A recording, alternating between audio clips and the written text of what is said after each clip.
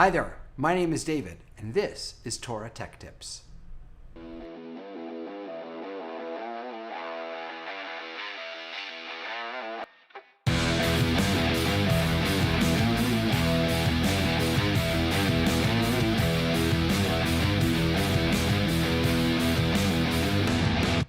Welcome to the first ever Torah Tech Tips. My name is David Paskin, otherwise known as Rabbi David. And you know, our world has changed so much in the past 6-7 months. Ever since March, Jewish communities, rabbis, cantors, educators have transformed the way they teach, the way they inspire, and they've used technology to do it. And so I've spent a lot of time focusing and learning about the different tools that we might want to use to help our technology help us connect and teach and inspire. So I decided to start Torah Tech Tips as a way for me to share some of what I've learned about how technology can inform the way that I present myself, the way that I share my Torah. I'm hoping to do this once a week, and each week I want to share with you one tech tip that you might have to pay for and one tech tip that is completely free. So let's start with the tech tip that you might have to pay for. This is called the Elgato Stream Deck. The Elgato Stream Deck is a small little device. In fact, I can show it to you here. This is my Elgato Stream Deck right here. It actually comes in 3 different sizes. There's a mini, there's a regular, then there's a mega version. And it's basically just a set of tiny LCD buttons that you can program and use to change what's happening on the screen when you're teaching or leading. So for example, if I press this button, that disappears. If I press it again, it'll come back. I can turn off the lower icons that I have there and then turn them back on. Now, the way I'm doing that is not just in Zoom. I'm using a different program called eCam Live, which we'll talk about another time. But you can also use this just in Zoom, and I want to show you how.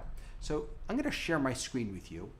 This is the software that you use to control and to set up your Elgato Stream Deck. So I have this installed on my computer. I'm running a Mac Mini, but you can use any computer really. Not a Chromebook though. And you can see that it sort of recreates your Stream Deck along the side there, a number of options. So I'm going to go up to the Zoom option here at the top right. You have to install the Zoom option, but it's really, really easy to do.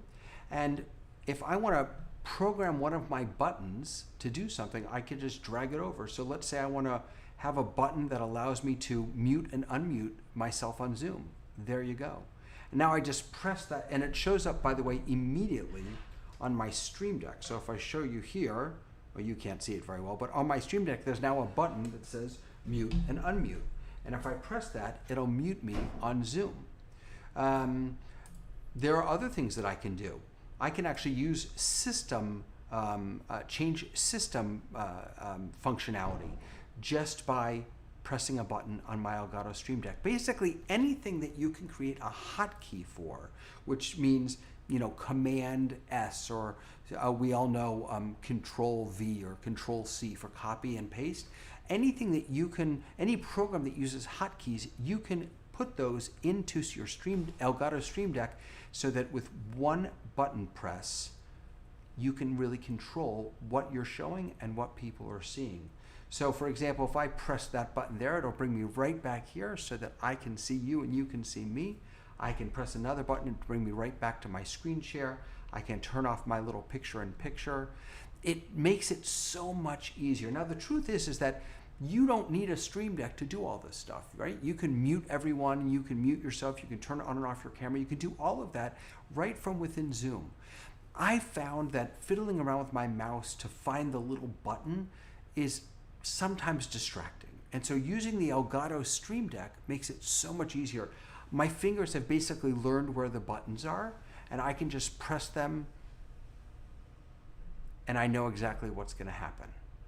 So that's the Elgato Stream Deck. They come in different, again, different sizes, so different prices. They're not too expensive. This one I believe was about $120, something like that. I could be wrong on that. But you can find them at Best Buy. You can find them on Amazon. They're really fantastic, the Elgato Stream Deck. Now, I promised you not just one tech tip that you might have to pay for, but a free tech tip. So here is your free tech tip of the week.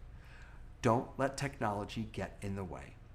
Everything that I'm sharing with you, all of the tools that I hope to share with you in the coming weeks and months are fantastic. The Elgato Stream Deck is wonderful unless it gets in the way of why you're using the technology. We're here as rabbis, cantors, teachers, lay leaders. We're here to inspire. We're here to teach. We're here to share Torah. And all of these tools can be wonderful aids in helping us accomplish that in more seamless, more exciting, more innovative ways. But sometimes they can also get in the way.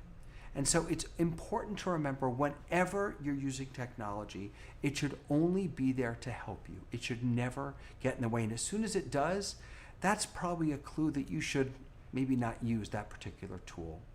So this week you got the Elgato Stream Deck and a reminder to never let technology get in the way.